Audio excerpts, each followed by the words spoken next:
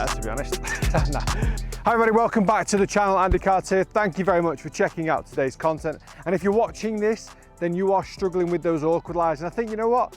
We all do as well. They are so much more difficult. You can hit a beautiful drive down the middle of the fairway and end up in a situation like this with quite a big slope. Now I'm actually on the 18th hole of the fire course. It's a par 5. So I mean, I've just hit an amazing drive, and I'm kind of thinking to myself, let's get this ball really close to the green, or maybe even onto the green, or certainly within 100 yards. But it's not that straightforward, is it? Because when we've got a sloping lie like this, it affects the way we should set up to the golf ball. It also affects how easy it is to strike the ball. Now, we all know striking a golf shot is difficult in itself, but with this sort of incline, it's even more difficult. So if I wanted to now lay up, I'm going to take out some clubs out of the equation because they are just really difficult to use. I'm going to take out the 3-wood, I'm going to take out the 5-wood, I'm going to take out the 3 and the 4 hybrids, or the 3 and the 4 irons. Why? Because of 2 reasons. One, the really long clubs. So the longer the club, the more difficult it's going to be to A, strike it off even a flat lie, and B, strike it off a sloping lie. And 2, and probably the most important one, they've got very low loft. So when I'm in this sort of situation with a slope that's going towards the target, the ball is going to launch lower. So if I've already got a very low lofted club, the ball is going to launch super low, okay? And we don't necessarily want that. I want to be able to, I'm going to have to take a golf club that's going to slightly counteract the slope. So for example, what I always say to people is, if you're hitting a 5-iron from this slope, it's almost the equivalent of hitting a 4-iron. Because once we've come into the ideal impact position, which would be more here, the low lofted club plus the sloping lie is going to reduce that loft from a 5-iron down to a 4-iron, maybe even down to a 3-iron. So the initial launch is going to be super low, and that's not what we want, okay? The ball will roll when it lands, that's great, but we do want a little bit of carry. Oftentimes we need to try and carry it over a bunker. If the ball flight's not up high enough, it's not going to stay up there long enough as well. So we've got to try and make sure that we're using a club that's going to counteract the loft, what the slope is going to encourage at launch, at impact. Okay, so some of the setup fundamentals we're going to talk through. So let's say, for argument's sake, the slope is flat, okay? So let's take a normal setup position, body weight 50-50, feet shoulder width apart, ball position in the center. That's your standard position. Now, when I get onto a sloping lie, if my shoulders, my shoulders will be at this sort of angle, but the slope is at this angle. So what that means is if I'm trying to swing, pretending it's a flat lie, then I'm technically going to hit the ground before the ball, because it's not a flat lie on the ground, which is not parallel to my shoulders. Therefore, this part of the ground before the golf ball is higher than the golf ball based on the way I'm standing. Okay, I hope that makes sense, because that's a really important point. If the grass behind the golf ball is higher than the golf ball, which it will be if it's on a slope, bearing in mind that we're stood straight, we bring in that heavy shot, okay? So what we're going to try to do is counteract that angle by getting the shoulders on the same angle as the slope. That's a really, really key one, because now we've effectively neutralized the slope, okay? Now in regards to the actual shot, we've lowered the loft, okay? And this is why we take an extra club for loft to counteract the slope. So I would always take my setup, put the club in behind the ball, and I would just kind of shuffle into that position, almost trying to keep my lower body relatively still and just get my spine angle just to kind of tilt so it's parallel to the slope. Once my shoulders are parallel to the slope, it also helps me put a little bit more weight onto this front foot, because again, we're trying to avoid coming anywhere near this high raised area of ground, okay? So we want to make sure that my shoulders are parallel to the ground. As a result, I want to get my weight more into my left-hand side, because I'm going to really try to feel that my hands and my body weight, my head and my spine angle are in front of the ball as I actually hit the shot. The last place you want to try and go is behind the ball. I do see that quite a lot, in fact, where because I think a lot of golfers have got the knowledge that this creates a low ball flight, so instinctively you try to create height. And that's the problem with this type of shot. You've actually got to just accept the ball's going to go lower, take an extra club for a little bit more loft, because the slope will take it back off again. So if you wanted to hit a 4-iron from this sort of situation, grab a 5-iron, because effectively you will still be hitting a 4-iron because of the way the launch is, the way the ball comes off the club face. So I would often take my setup, I just kind of pull my shoulders, lower my left shoulder, raise my right shoulder so it's parallel to the slope. I've got a little bit more weight now down the left-hand side. Ball has taken off a lot lower than normal, and it's gone a really good distance because I've got a 7-iron in my hand, I'm effectively hitting it with a 6. The launch angle is a lot lower. I'm still trying to compress the ball. Actually, it's really important that you try and compress the ball, because this slope is really working against us here. And this is a very, very dangerous shot. It's very easy to hit some bad words, let's say the shank. Very, very easy to do that. Obviously, the most common one I would say is obviously the top shot or the fat shot, where you've hit the ground here, or you've not got low enough and you've hit the top of the golf ball. So these sort of shots, I often just say they're not even full golf swing shots. The lower body's got to try and stay very stable, and then you're just trying to punch it down there, punt it down there. You're taking a little bit less loft, weights forward, shoulders parallel to the slope. A little bit thin, which I honestly think for this type of shot is amazing. Comes out super low, a little bit thin, and it runs. I'd much rather see thin than fat. I think we would in every single golf shot as well. So massively important that we get the setup fundamentals correct, because now as we get to the top of the backswing, I'm always going to try and feel like my lower body's staying a little bit more stable. Then we're driving. Really important again that the slope even helps you get across to your front foot. The slope's trying to push you to the side, so allow it to happen. Don't fight against it.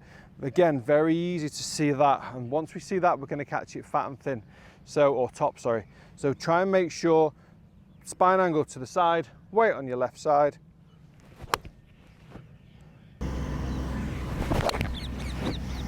Okay, so now you've conquered the downhill lie, the horrible lie. It's an awkward one, but it can also be a big benefit. Once you know how to play these shots, I honestly think it can save you 2, 3, 4, 5 shots around because of executing the shot. You can get close to the green, you can get on the green, maybe hopefully even just eradicate the bad shot. If you're going to hit a bad shot from these lies, we want it to be a good bad shot, okay? I hope that makes sense, but nothing worse than catching it really, really heavy when you could have caught it a little bit thin. A little bit thin is going to still give you a decent result. So that is what, in my opinion, golf is all about. How good is that bad shot? So next up, we've got the ball above the feet. Okay, so straight away, the ball is around about shin height. So that's probably 4 to 5 inches above the top, above where I would normally be stood.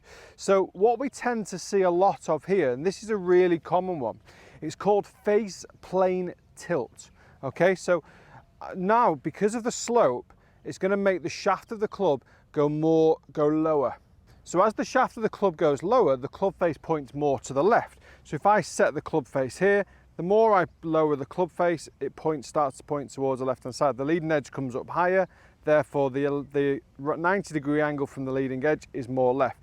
Just like if I do it the opposite way and the shaft of the club gets steeper, the leading edge points more to the right-hand side. So that is why maybe a lot of golfers will already know that for right-handed golfers, if the ball is above the feet, it can draw more or hook a little bit more.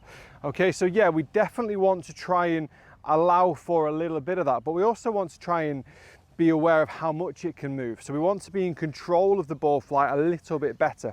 Sorry, the sun is like literally behind you. It's very hot as well. It's very humid this morning. So what we're going to do, I'm actually going to get you to grip down on the bottom of the club, because the higher I hold the club, the lower the shaft's going to be.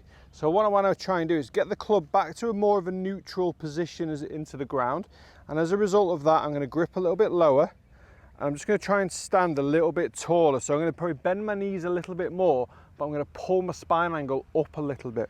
Okay, as I'm doing that, it's very similar to the previous shot I just showed you. It's about neutralizing the slope the best you can. If you can neutralize it a little bit more, the effects of the slope are going to be much lower on the golf ball, okay? So I don't want to just stand here like this and just hit this big raking hook, unless it's a massive dog leg right to left, which is not going to happen. I want to be able to try and neutralize my ball flight from the slope. So I'm going to set the club neutral. I'm going to grip right at the bottom of the grip. I'm going to stand up taller in my spine angle and drop a little bit lower into my knees. For ball striking, I'm going to keep my weight a little bit more into my left-hand side. Again, one of the things you've got to notice as well, because the slope's going this way, it's going to want to push me back to my heels. So I've got to be strong in my legs. I've got to be a little bit more upright with my spine angle. That's why I'm standing up a little bit taller. That's why I'm a little bit lower into my knees. So I've got a lower center of gravity, so I can't be bullied by the slope. So I'm going to make sure that I've got my weight forward into my left side. I've got a little bit more knee flex. I'm a little bit more upright in my spine angle. I've gripped it lower. I'm going to swing it the same. Very typical strike there as well. Just a little bit toe side of center. Again, just because of the way the club's coming into the ball, it's very easy to kind of try and avoid the slope, lift the handle up and just dig the toe into the ground a little bit. But again, from a very awkward lie, that was a decent shot. So to try and play that again for you, going through that same routine, slope's going to want the shaft of the club to come here. Actually, I'm going to hit a shot from here. It's going to stand normal, okay? That's how I'd normally stand. Now, I get the shot tracer on this, look at the size of the draw. That was better, to be honest. Nah. So the problem with that shot is it's turned 30 yards in the air. It's turned a massive amount. Now, had I actually hit that really, really well. So had I closed the club face a little bit, I could be OB into the houses on the left, okay? If I try and really counteract it, knowing that it's going to hook, the psychology of knowing the ball is going to curve so much in the air, you're naturally going to try to stop it.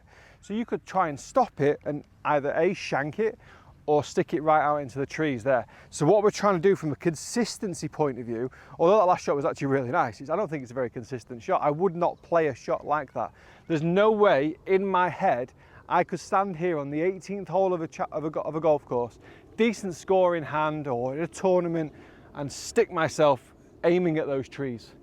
Because if that ball doesn't hook, I'm in trouble. If I overdo it because I'm worried about going there, I'm in trouble. And if I play aggressive and I leave it there, I'm in trouble. So I'm trying to minimize the effects of the slope. So even if I slightly mishit it, at least I know I can aim pretty much down the middle and it's going to go there, give or take, you know what I mean? That's golf. So I'm going to set the club again into the slope, correct, I get it back to like more of a flatter angle. Therefore the shaft up a little bit higher, counteracting the slope. I'm going to grip down again to counteract it. I'm going to sit a little bit more into my knees and a bit higher into my spine angle. I'm going to turn from there. Really good strike. Tiny, tiny little draw because I've managed to counteract the slope, and it's actually gone further than the one I hit with the big sling. Okay, so I was more in control of the shape, therefore more in control of the outcome. Guys, thank you very much for watching. I hope you've enjoyed this tip. Hope it's been informative. That's what all my tips I'm trying to do is all very much based on lessons that I give down here at the Golf Academy. Also, I've covered 2 of the 4 awkward lies. So we're going to talk in the future about hitting an uphill lie and the ball above the feet, because the uphill lie I think is a lot easier. The ball above the feet is a very, very tricky one. So we're going to be approaching that in a later video. But if you've enjoyed this video, please do smash on that like button just down there. Also, if you are new to the channel, please do hit that subscribe button. Just looking through my analytics the other day, 70% of people that watch videos are not subscribed. So please do so. It is free as well, as you probably already know. All right, guys, from a very humid Dubai, see you again.